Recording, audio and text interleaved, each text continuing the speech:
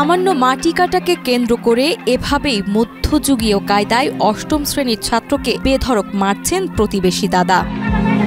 চাঞ্চল্যকর এই ঘটনাটি ঘটেছে হবিগঞ্জের মাধবপুর উপজেলার আদুইল গ্রামে। জানা যায়, পুকুরের মাটি কাটাকে কেন্দ্র করে চলমান বিরোধের জেরে অষ্টম শ্রেণীর এক শিক্ষার্থীকে পিটিয়ে হত্যা করার অভিযোগ উঠেছে। নিহত শিক্ষার্থী 13 বছর বয়সী মোহাম্মদ আফরোজ আদুইল গ্রামের বাসিন্দা, প্রবাসী মুক্তার হোসেন ও লিমা আক্তার দম্পতির বড় ছেলে।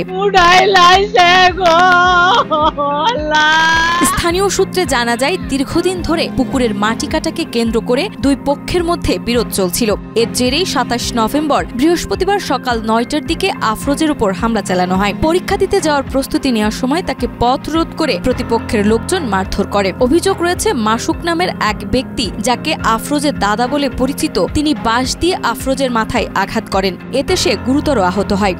উনি আমার সম্বন্ধীকের ছেলে। আমি বাড়িতে সকাল 9টা সাড়ে 9টার দিক দিয়ে আমার কাছে ফোন গেছে আর কি, যে আফরোজরে মারছে, ওর মাথার আঘাত করছে। কে মারছে? বলছে মাসুক মিয়া মারছে, আর জুরু মিয়া মারছে, আর আশিক মিয়া মারছে, তার বায়া এবং গং মিল্লা এরা সবে মারছে। আরে কেন মারছে বলতে, এরা ওই একটা মাটি নিয়ে দরবার আছেন, পুকুর খনন করছে। পুকুরের মালিক হয়েছে দুইজন, একজন হচ্ছে আমার শ্বশুর আর একজন হচ্ছে আপনার চাচাতো ভাই। দুইজন মালিক হওয়ার পরে আপনার করছে মাটি, ওনারা একলা নিয়ে যাচ্ছে আর কি। আমার শ্বশুরে বাধা দিছিল। এই তর্ক বিতর্ক হইতে ছেলেটা পরীক্ষা দিতে চাইছিল আর কি, যাইছিল, প্রস্তুতি নিচ্ছে। ওনার মা পরীক্ষা দিবার জন্য নিয়ে যাইতেছে।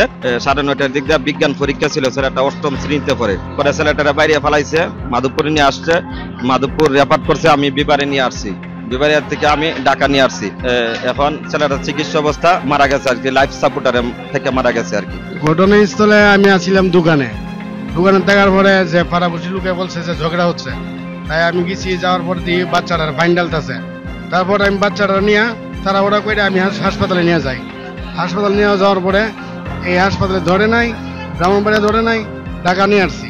প্রথমে স্থানীয়রা তাকে আশঙ্কাজনক অবস্থায় মাধবপুর উপজেলা স্বাস্থ্য কমপ্লেক্সে নিয়ে যায়। অবস্থার অবনতি হলে তাকে ঢাকায় ধানমন্ডির পপুলার হাসপাতালে ভর্তি করা হয়। সেখানে তিনি লাইফ সাপোর্টে ছিলেন। অবশেষে 29 নভেম্বর সকালেই চিকিৎসাধীন অবস্থায় আফরোজ মৃত্যুবরণ করেন।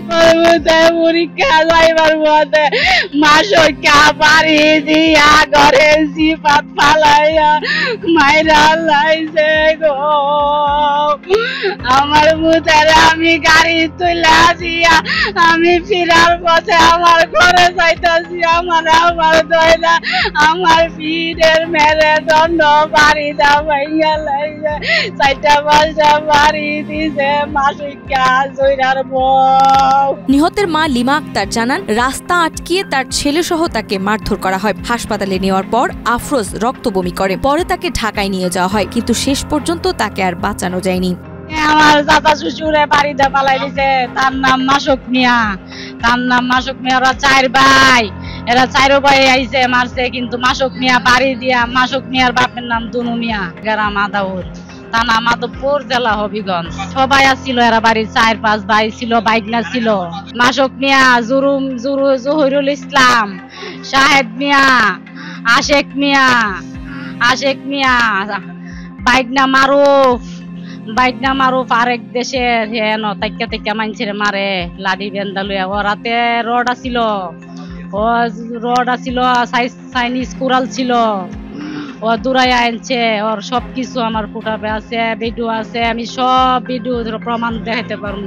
এদিকে এলাকাবাসীর দাবি, আফরোজের হত্যাকাণ্ডের সাথে যারা জড়িত তাদের অতি দ্রুত ফাঁসি দেওয়া হোক। এই ঘটনার আমরা নিন্দা জানাই এবং এই ঘটনা 24 ঘন্টার ভিতরে আসামি ধরে ফাঁসি চাই। কারণ মাসুম বাচ্চা ক্লাস 8-এ পড়ে, এই বাচ্চার আজকে এই অবস্থা, এই লোকে বাড়ি দিয়ে এই অবস্থা করছে, তাই জন্য আমরা ফাঁসি চাই, এছাড়া কোন বিচার নেই।